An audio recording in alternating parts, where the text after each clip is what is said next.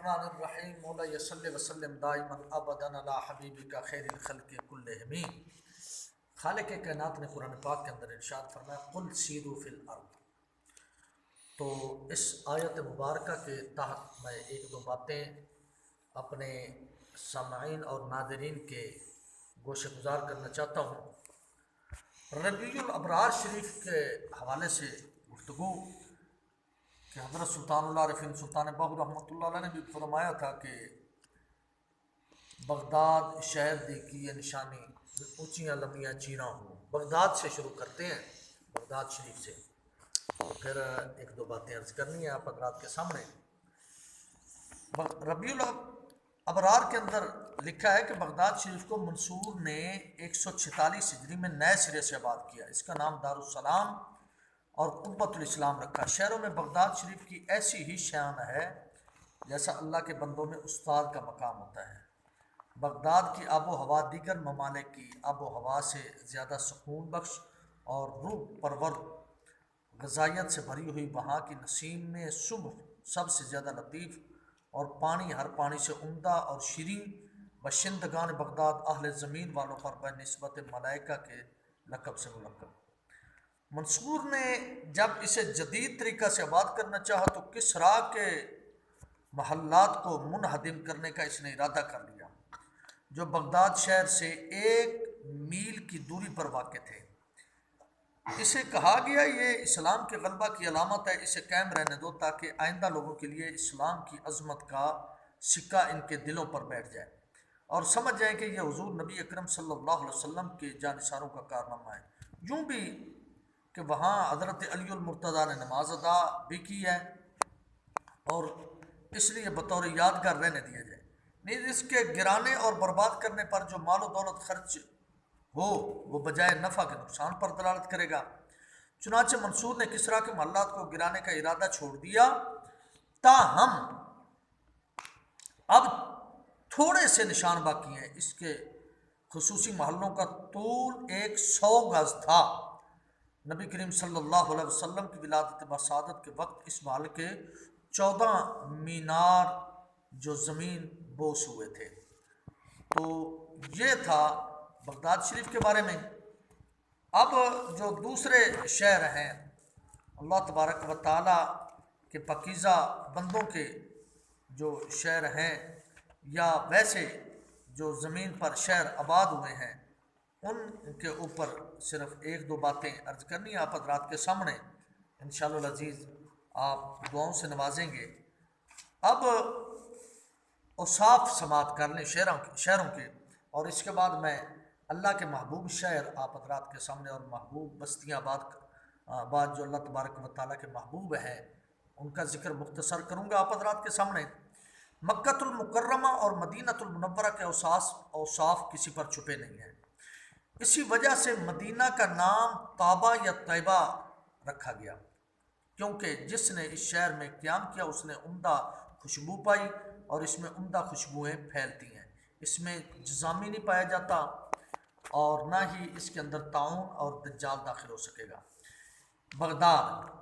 Baghdad اس شہر میں 11 چیزیں پائی جاتی ہیں: ظلمت اور بے وقوف عورت جو مرخین نے، سفید اور کالے بال والی عورت، ناز نخرے والی عورت، لاغر سرما کشیدہ لنجی عورت یعنی ہاتھ پاؤں کو خضاب لگانے والے، بغداد کی آب و ہوا خواری کرنے والی، اس کی صبح کو ضرر دینے والی بھی کہا جاتا ہے، لیکن ضرر کس کو دے گی؟ یہ منافق کو دے گی، مومن اور مسلمان کے لیے جس طرح کہ پہلے میں نے عرض کیا ہے۔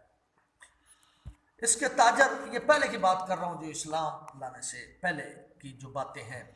حضور غوث اعظم رضی اللہ تعالیٰ عنہ حضرت علی المرتضیٰ نے وہاں نماز پڑھی تو حضور غوث اعظم چونکہ اللہ تعالیٰ کے تمام کتبوں کے سردار اور ولی ہیں، آپ کی برکت سے اب تو وہ مرکز انوار و تجلیات بن چکا ہے، اللہ تبارک و تعالیٰ ہمیں بھی اس کی زیارت نصیب فرمائے۔ اس کے تاجر جو تھے وہ پھاڑ کر کھانے والے شیر، اس کے کاریگر اچک لینے والے، اس کے ہمسائے حاسد اور ان کا مزاج فاسد تھا۔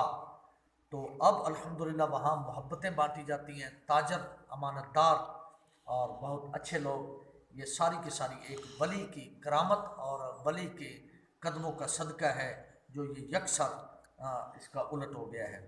عراق شہر، عراق کے بارے میں کہا گیا کہ وہ برائی کے 10 حصوں میں سے 9 حصوں پر مشتمل اور اس میں سخت بیماری کی علامت پائی جاتی تھی۔ بصرہ، بصرہ کے بارے میں کہا گیا کہ اس کے پانی جاری ہیں اور اس کی نہریں خوش آئندہ ہیں، اس کے پھل تر و تازہ، اس کی زمین سونا ہے، اس کی گرمی شدید ہے، اس کی برائی سخت ہے، ہر تاجر کا ٹھکانہ گزرنے والے کا راستہ ہے۔ کب؟ جب اس وقت کی بات میں عرض کر رہا ہوں۔ کوفہ، کوفہ کے متعلق کہا گیا کہ اس کی رات خوبصورت، اس میں نیکی بہت زیادہ تھی۔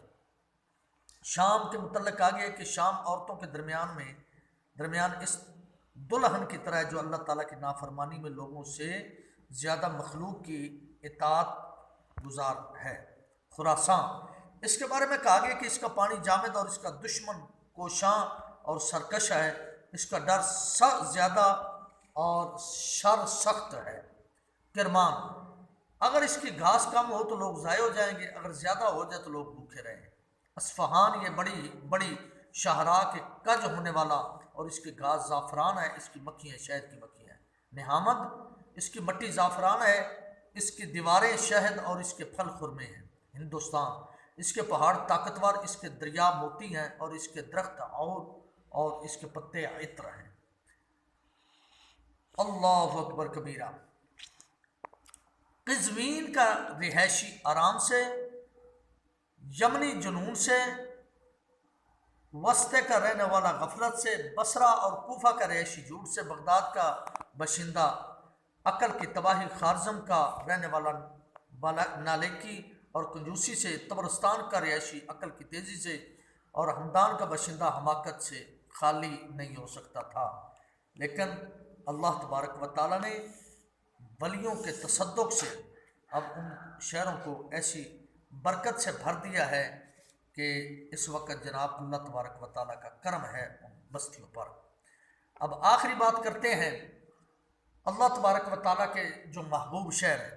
حدیث پاک میں ہے کہ اللہ کریم کو 4 شہر محبوب ہیں۔ مکہ المکرمہ، اس کا نام البلد، مدینہ المنورہ، اس کا نام نخلہ بھی رکھا گیا ہے، بیت المقدس اسے زیتونہ بھی کہا جاتا ہے، دمشق اسے تینیہ بھی کہا جاتا ہے۔ سرحدوں میں 4 کو اختیار کیا گیا ہے: اسکندریہ مصر اور قزوین خراسان، عبادان عراق اور اسکلان شام۔ چشموں میں سے 4 کو اختیار کیا گیا ہے، ان میں سے 2 جاری ہیں اور 2 چشمے نیسان اور چشمہ سلوان ہیں، اور 2 چشمے سونے والے اور ابلنے والے ہیں، چشمہ زمزم اور چشمہ عقا۔ اور نہروں میں 4 نہروں کو پسند کیا گیا: سیحان، جیحان، فرات اور نیل۔ تو یہ تو تھا میں نے جو آپ حضرات کے سامنے آج کی ملاقات کے اندر عرض کرنا تھا۔ یہ مسلمانوں کے لیے برائے تاریخی باتیں جو میں نے آپ حضرات کے سامنے عرض کی۔ اللہ تبارک و تعالی میرے نبی کی شان کا صدقہ ہمیں مقدس مقام کا عظمت دل سے اور احترام اور تعظیم کرنے کی توفیق عطا فرمائے۔ اللہ تبارک و تعالی مہربانی فرمائے۔